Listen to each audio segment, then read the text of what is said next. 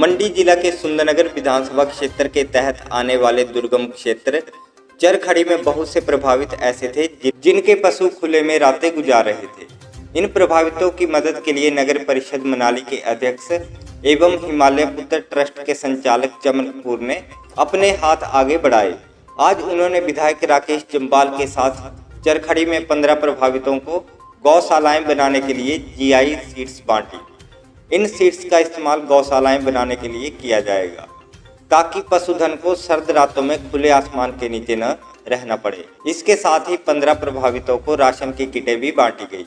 स्थानीय महिला मंडलों को भी उनकी जरूरत के मुताबिक राशि मुहैया करवाई गई।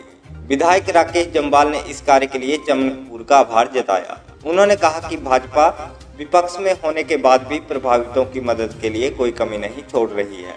प्रशासन द्वारा भी इन प्रभावितों की मदद की गई थी और आज चमन कपूर ने मदद के जो हाथ आगे बढ़ाए हैं उससे प्रभावितों को संबल मिला है। विधानसभा क्षेत्र के इलाका चरखड़ी की चारों पंचायतों का दौरा भी किया, लोगों से मिलना भी हुआ और समस्याओं का समाधान भी मौके पर किया।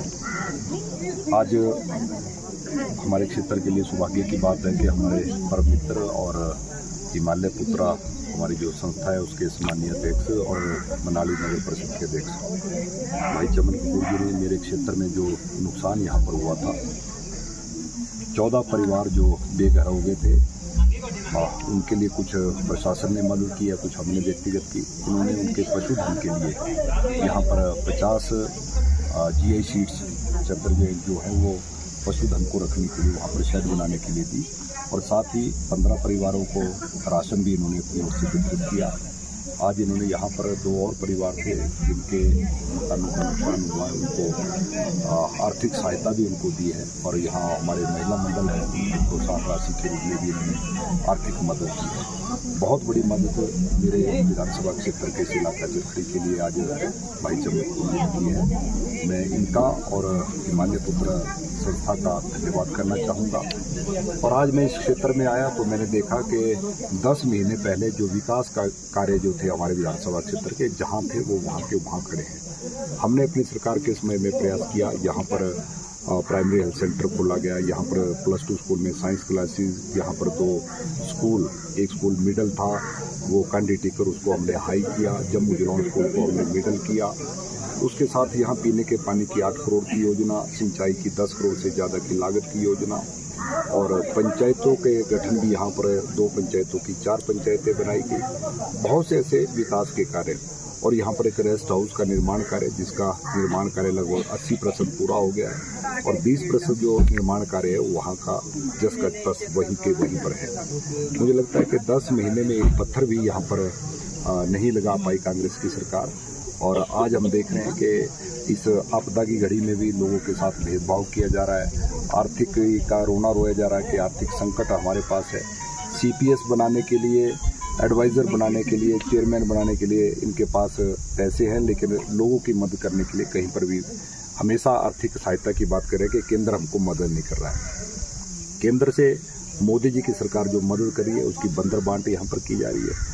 और आज मैंने अपने इलाका चरखड़ी में जो स्थिति देखी, 10 महीने पहले जो काम यहाँ पर हुए थे वो वैसे के वैसे ही हैं और आज हम देख रहे हैं कि विकास कार्यों को लेकर चाहे वो नीरी चरखड़ी सड़क की बात थी, तो सड़क का निर्माण कार्य भी जितना हमारी सरकार के समय में हुआ उससे 1 इंच भी सड़क आगे नहीं बढ़ी है। तो मैं यही कहना चाहूँगा कि जब से सत्ता परिवर्तन हिमाचल प्रदेश में हुआ है विकास के कार्य पूरी तरह से ठप पड़े हैं। बदला बदली की भावना से काम किया जा रहा है, आपदा की स्थिति में भी लोगों से भेदभाव किया जा रहा है। मुझे लगता है कि ये तर्क संगत रही है और हारे नकारे लोग जो हैं वो लोगों के बीच में जाकर ऐसी झूठी घोषणाएं कर रहे हैं, लोगों को गुमराह कर रहे हैं। अब नया क्रम जो है हिमाचल प्रदेश में शुरू हो गया कि उद्घाटन और शिलान्यास की पट्टिकाओं पर भी जिन लोगों को 2-2 बार लोगों ने हरा दिया उनके नाम जो है वो पट्टिकाओं पे लिखे जा रहे हैं। ये इससे बड़ी लोकतंत्र में शर्मनाक बात और कोई नहीं हो सकती। नगर परिषद मनाली के अध्यक्ष एवं हिमालय पुत्र ट्रस्ट के संचालक चमन कपूर ने बताया कि दानी मित्रों के सहयोग से वे प्रभावितों की मदद कर पा रहे हैं। इससे पहले सरकाघाट, सराज और अन्य विधानसभा क्षेत्र के 200 प्रभावितों को लगभग 40 लाख की राहत पहुंचा चुके हैं। सभी प्रभावितों को 15,000 की कीमत वाले टेंट और नगद राशि मुहैया करवाई गई है। उन्होंने कहा कि सुंदरनगर के विधायक लोगों का दुख दर्द समझते हैं और असली प्रभावितों के साथ कंधे से कंधा मिलाकर खड़े हैं।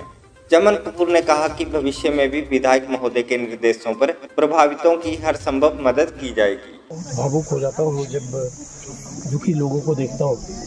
यहाँ पे हमारे जुझारू विधायक राकेश जम्वाल जी, उन्होंने मेरे को मैसेज किया कि यहाँ भी बहुत से लोगों के घर चले गए हैं। सारी उम्र की कमाई करके तिनका जोड़ कर लोग घर बनाते हैं, लेकिन भगवान को क्या मंजूर है, कैसे मंजूर है। इस बार बहुत त्रासदी हुई और इस विपदा की वेदना में इन सब लोगों का दुख दर्द बांटने आया हूँ। तो किसी कड़ी में पहले हम सरका घाट गए, वहाँ कलखर गुम कोई 100 टेंट के करीब वहाँ पे बांटे।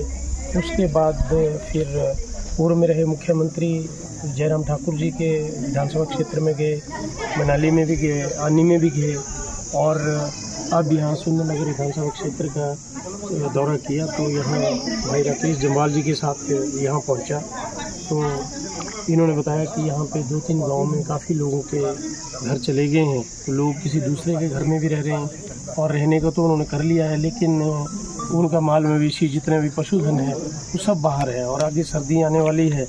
तो ये पशु कोई गाय है, कोई भैंस है, कोई दूसरे हैं, तो ये पशु जो है सर्दी में मर जाएंगे। इस करके एक दिन इनके साथ बैठे थे, इनके साथ बातचीत हुई। तो इन पशुओं के रख रखाव के लिए, इन पशुओं को शेड बनाने के लिए आज ये जीपें जो है चदरें लेके आई हुई हैं सुंदरनगर से मोबाइल, और 15 परिवारों को जो प्रभावित परिवार हैं उनको राशन की किटें भी बांटी गई।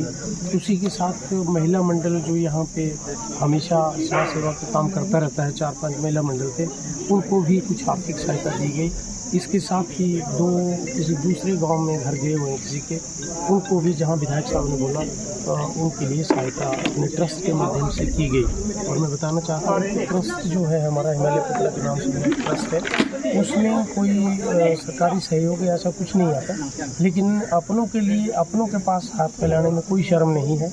मेरे बहुत से मित्र हैं जो काफ़ी ठीक ठाक पोजीशन में हैं, तो उनसे रिक्वेस्ट करता हूं तो कोई 10,000, 15,000, 20,000, 50,000 उस ट्रस्ट में डाल देता है। आज भी मैंने देखा कि उसमें कुछ लोगों ने पैसे थोड़े बहुत डाले हैं, 4-5 लोगों ने 10-20 हज़ार करके डाले हैं। तो फिर मैंने यहाँ विधायक महोदय को कहा कि गुंजाइश है, अगर किसी को कोई ज़्यादा ही नुकसान हुआ है तो उसको दिए जा सकते हैं। और विधायक राकेश जम्वाल ऐसे जुझारू आदमी हैं, मैंने तो आज पहली बार कंस्टिट्यूंसी अंदर से आके देखी कि इतने दूर तक में तो सुंदरनगर में लगता था कि सुंदर सी कंस्टिट्यूंसी है, लेकिन बहुत दूर दराज में।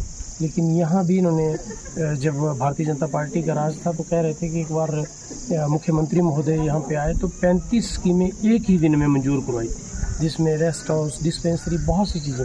लेकिन जब से सरकार गई है और दूसरी सरकार जो झूठे वादे करके महिलाओं को 1500 रुपये का प्रलोभन दे के, गोबर 2 रुपये किलो खरीदने का प्रलोभन दे के वो सरकार सत्ता में आई हुई है। जब से वो सरकार आई हुई है 10 महीने हो गए तो कोई 10 पत्थर भी आगे नहीं लगे और वो काम वैसे के वैसे ही ठप पड़े हुए हैं। तो बहुत बुरी बात है।